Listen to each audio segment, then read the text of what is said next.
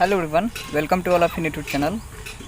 जितने भी 12th candidates होंगे उनको ये बता दें कि जब हम ऑब्जेक्टिव क्वेश्चंस को अप्रोच कर रहे होते हैं, चाहे वो फिजिक्स का हो, केमिस्ट्री का हो, या मैथमेटिक्स का हो, बायो का हो, या हिंदी का हो, स्पेशली फॉर बीएससी। जब हम ऑब्जेक्टिव क्वेश्चन को अप्रोच कर रहे होते हैं तो मैथ के पेपर में सबसे पहले आप वैसे क्वेश्चन को अप्रोच कीजिए जिसकी फार्मूला बेस्ड हो, कैलकुलेटिव बिल्कुल नहीं हो, क्योंकि 100 क्वेश्चन में से मात्र 50 क्वेश्चन का ही आंसर देना होगा ऑब्जेक्टिव क्वेश्चन में। अब 100 क्वेश्चन में से 50 क्वेश्चन या 50 से अधिक भी ऐसे क्वेश्चन हो सकते हैं जिसको सॉल्व करने के लिए पेन उठाने की ज़रूरत होती हो, और उसके अलावा भी बहुत ऐसे क्वेश्चन होते हैं, मोर देन 40 to 45 क्वेश्चन आपको ऐसे मिल जाएंगे जिसको सॉल्व करने के लिए आपको पेन तक उठाने की ज़रूरत नहीं पड़ेगी। जैसे कि जितने भी फार्मूला बेस्ड क्वेश्चन होते हैं आप उनको पहले सॉल्व कीजिए, क्योंकि फार्मूला है integration of e to the power x is equal to something. इस तरह के क्वेश्चन हर बार पूछे जाते हैं, और बेनिफिट ये उठाना है कि हमें 100 में से 50 ही क्वेश्चन सॉल्व करने हैं। जब 100 में से 50 क्वेश्चन सॉल्व करने हैं तो इसका भरपूर हमें फ़ायदा उठाना चाहिए। और पहला क्वेश्चन में यदि इंटीग्रेशन ऑफ x² + 5x + 3 ऐसे करके समथिंग है तो आप उसको छोड़ दीजिए, क्योंकि उसमें कैलकुलेशन की आवश्यकता होगी। अब जब कैलकुलेशन को छोड़ देंगे तो ठीक उसके बाद वाला क्वेश्चन होगा या उसके बाद वाला क्वेश्चन होगा, या 100 में से कम 40-45 ऐसा क्वेश्चन आपको मिल ही जाएगा जिसमें बिल्कुल आपको पेन उठाने की ज़रूरत नहीं है। वो मात्र 5 से 6 सेकंड के अंदर आप उस सारे क्वेश्चंस को आराम से टिक कर सकते हैं। उसके बाद आप बबलिंग कर लीजिए, कोई परेशानी या दिक्कत की बात नहीं होगी। तो इस तरह से मैंने ये तरीका क्लास 10th में अपनाया था। क्लास 10th में 60 क्वेश्चन में से 50 क्वेश्चन को सॉल्व करना था। मेरे पास मात्र 10 ही विकल्प ऐसे बचे थे जिसको मैं छोड़ सकता था, तो मैंने वैसा ही किया। मैथमेटिक्स में मैंने क्या किया कि पहले 1 से लेकर के 60 तक देख लिया कि ऐसे ऐसे क्वेश्चंस जो बिना कैलकुलेशन के मुझको आता है, मैंने उसको सॉल्व कर दिया। यानी कि मैंने उसको टिक करके फिर उसको बबलिंग कर दिया, फिर देख लिया जिसमें कम कैलकुलेशन लग रहा हो, फिर उसको सॉल्व किया। इस तरह से जब आप क्वेश्चन को सॉल्व करते हैं तो आपका जो एग्जामिनेशन पैटर्न होगा on the point of objective questions वो बहुत अच्छा चला जाएगा। बाकी सब आप सब्जेक्टिव क्वेश्चन में ही ऐसा ही देखिए कि यदि जैसे कि इंटीग्रेशन का क्वेश्चन है और वो क्वेश्चन स्ट्रेट फॉरवर्ड है तो आप स्ट्रेट फॉरवर्ड क्वेश्चन को ही सॉल्व कीजिए। स्ट्रेट फॉरवर्ड क्वेश्चन का मतलब होता है कि फार्मूला में हम वैल्यू को पुट किए और हमारा आंसर तुरंत आ जाए। इस तरह के क्वेश्चंस को स्ट्रेट फॉरवर्ड क्वेश्चंस कहा जाता है। यदि स्ट्रेट फॉरवर्ड क्वेश्चंस को हम सॉल्व करते हैं तो उसका सॉल्यूशन लेंदी नहीं जाएगा, और प्लस में जो उसमें मैथमेटिकली कैलकुलेशन वाला बात होता है उसमें गलत होने का चांस बहुत कम हो जाता है।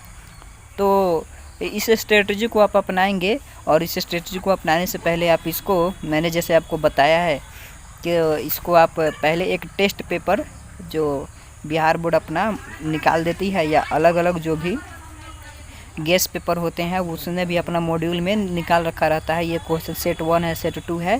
पहले आप सेट पर जाएंगे, प्रैक्टिस करेंगे, उसके बाद इस स्ट्रेटजी को अपना कर देखेंगे। अपनाने के बाद यदि आपको बेनिफिट होता है तो well it is very very beneficial for you, otherwise आप इसको छोड़ सकते हैं। अब उसी तरह से हम केमिस्ट्री में बात कर लेते हैं।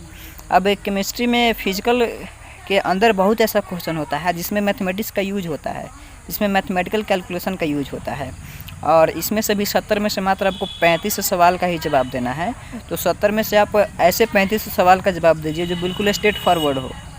जैसे आप कोशिश कीजिए कि ज़्यादा हम इनऑर्गेनिक के क्वेश्चन का आंसर दे दें, ज़्यादा हम ऑर्गेनिक के जो फॉर्मूले बेस्ड होते हैं हम उसको आंसर दें। यदि आप इनऑर्गेनिक के क्वेश्चंस का सवाल, इनऑर्गेनिक के सवाल का जवाब ऑब्जेक्टिव में देते हैं, और जो फिजिकल का स्ट्रेट फॉरवर्ड क्वेश्चन होता है ये ऑर्गेनिक का होता है, जो कैलकुलेशन वाला चीज़ है उसको आपको छोड़ देना है, क्योंकि कैलकुलेशन करेंगे तो कहीं ना कहीं 10 सेकंड या 15 सेकंड भी आपको समय लगेगा किसी चीज़ को कैलकुलेट करने में, आप उस समय को बचा सकते हैं। तो इस तरह से आप केमिस्ट्री के पेपर के जो ऑब्जेक्टिव पोर्शन होते हैं उसको भी कवर अप कर सकते हैं। और ध्यान रहे जब केमिस्ट्री का आपका सब्जेक्टिव पेपर हो तो आप कोशिश कीजिएगा कि फिजिकल पोर्शन के पार्ट को ज़रूर बनाएं, क्योंकि फिजिकल पोर्शन जो होता है उसमें नंबर कटने की गुंजाइश नहीं होती है, उसमें नंबर कट ही नहीं सकता है, क्योंकि वो सारे क्वेश्चंस स्ट्रेट फॉरवर्ड ही होते हैं। कंपटीशन में क्वेश्चन स्ट्रेट फॉरवर्ड नहीं होता है, लेकिन बोर्ड का जो केमिस्ट्री का फिजिकल पार्ट होता है उसमें सारे क्वेश्चन स्ट्रेट फॉरवर्ड ही मिलेंगे। जैसे रेडियस रेशियो का सवाल आ गया, ऑक्टाहेड्रल, टेट्राहेड्रल, 0.414 ऐसे करके रेडियस रेशियो निकालना होगा, या डेंसिटी वाला फार्मूला होता है। तो ये सारे क्वेश्चन आपको स्ट्रेट फॉरवर्ड ही मिलेंगे, और स्ट्रेट फॉरवर्ड में ये हैंड राइटिंग की कोई दिक्कत नहीं होती है, हैंड राइटिंग पर नंबर नहीं कटे जाते हैं। यदि फिजिकल में स्ट्रेट फॉरवर्ड क्वेश्चन को छोड़ करके आप इनऑर्गेनिक या ऑर्गेनिक लिखते हैं तो उसमें आपका हैंड राइटिंग भी मैटर करेगा, लेकिन फिजिकल के क्वेश्चन पर हैंड राइटिंग मैटर नहीं करेगा, क्योंकि वो मैथमेटिकली कैलकुलेटिव चीज़ है और मैथमेटिकली कैलकुलेटिव बहुत ही आसान होता है और वो स्टैंडर्ड डाटा रहता है। इससे कोई आपको दिक्कत नहीं होगी। यदि आपने NCERT को ऊपर भी पढ़ा है तो भी क्वेश्चन सॉल्व हो ही जाएगा। अब फिजिक्स में भी बहुत ऐसे क्वेश्चंस आएंगे जो न्यूमेरिकल बेस्ड होंगे। अब ऑब्जेक्टिव में 70 में से मात्र 35 क्वेश्चन का ही आंसर देना है, तो उस 70 में से 35 का आंसर देने के लिए आप देख लेंगे कि जो चीज़, जैसे कि इसी से क्या कहा जाता है या वाई दिस इज सो, इस तरह से यदि क्वेश्चंस आते हैं और आपको पता है तो आप उस तरह के क्वेश्चंस को तुरंत टिक कीजिए, और जो न्यूमेरिकल बेस्ड क्वेश्चन होता है आप उसको छोड़ दीजिए, क्योंकि न्यूमेरिकली कहीं ना कहीं आपको आधा मिनट तो लग ही जाएगा उसको सॉल्व करने में। अब इक्विवेलेंट रेजिस्टेंस पूछेगा तो 1/R इक्विवेलेंट बराबर 1/R1 + 1/R2 + 1/R3 करेगा। यदि 3 रेजिस्टेंस को अलग अलग तरीके से जोड़ दिया जाएगा तो इस तरीके से बचने के लिए आप उसके बदले में आप दूसरे 3 क्वेश्चंस या 4 क्वेश्चंस या 5 क्वेश्चंस को तुरंत अटैम्प्ट कर सकते हैं, जो कि बिल्कुल डिफिनीशन बेस्ड होते हैं। और याद रहे कि फिजिक्स में बाइनरी सिस्टम जो होता है, यानी कि द्विआधारी संख्या होता है, इस द्विआधारी संख्या से 3 नंबर का क्वेश्चन पूछना ही पूछना है। तो बाकी सब आप पढ़े या ना पढ़े, मॉडर्न फिजिक्स आप पढ़े या ना पढ़े, लेकिन मास कम्युनिकेशन का जो बाइनरी सिस्टम होता है उसको आप ज़रूर पढ़ के जाएँ, क्योंकि वो बाइनरी सिस्टम ऐसा चीज़ है जिसको पहला क्लास के भी बच्चों को बता दिया जाता है, तो वो भी समझ जाता है कि हाँ ये बाइनरी सिस्टम क्या होता है और उससे 3 नंबर का क्वेश्चन पूछना ही पूछना है। तो इस तरह से फिजिक्स में भी अप्रोच कर सकते हैं। हाँ, और फिजिक्स में सब्जेक्टिव पेपर की बात है तो वहाँ पर आप जाकर के न्यूमेरिकल सॉल्व कीजिए, क्योंकि न्यूमेरिकल सॉल्व करने में आपकी हैंड राइटिंग नहीं देखी जाती है। और मुझे पता है कि जब हम 9th-10th में रह रहे होते हैं तो उस वक्त हमारी हैंड राइटिंग काफ़ी अच्छा होता है, यदि हम रेगुलर बेसिस पर पढ़ाई करते हैं और लिखते रहते हैं तब। लेकिन 11th-12th में हम जैसे ही आते हैं तो बहुत सारे बच्चों का, लगभग सारे बच्चों का हैंड राइटिंग ख़राब हो ही जाता है, और ये आपके साथ भी हुआ होगा, मेरे साथ भी हुआ है। 9th-10th में जो मेरी राइटिंग थी अभी वो 11th-12th में नहीं रही है, लेकिन स्पीड में एक्यूरेसी बहुत आई है। इसका रीज़न क्या होता है कि 11th-12th में बड़े बड़े मैथमेटिकल कैलकुलेशंस आते हैं, चाहे वो फिजिक्स में हो, चाहे वो केमिस्ट्री में हो, चाहे वो मैथमेटिक्स में हो। तो मैथमेटिकल कैलकुलेशन के कारण हम जल्दी और साथ ही साथ हम अपने सिलेबस को लेकर के हम आगे बढ़ते हैं। तो यह है हमारा फिजिक्स, केमिस्ट्री और मैथमेटिक्स के पेपर को सॉल्व करने का एक छोटा सा तरीका।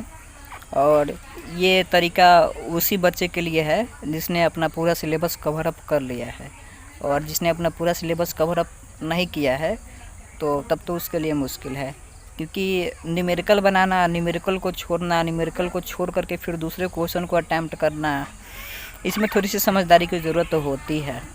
और जिसने अपना पूरा सिलेबस ख़त्म कर लिया है, बस उसको एग्जामिनेशन का टेंशन है कि मैंने तो अच्छा से पढ़ ही लिया है, अब बस एग्जामिनेशन में जो पेपर होते हैं उसको सॉल्व करने का स्ट्रेटजी क्या होता है, यही चीज़ ध्यान में रखा जाएगा। तो ऐसे क्वेश्चन आराम से बन जाते हैं, क्योंकि मैंने भी सेट प्रैक्टिस करके देखा है और ये बातें लागू होती है। मैं अपना ये पर्सनल एक्सपीरियंस से आपके साथ ये बातें शेयर कर रहा हूँ, तो ये आपके साथ भी सही हो जाएगा यदि आप इसको भी अपने साथ यूज करते हैं तो।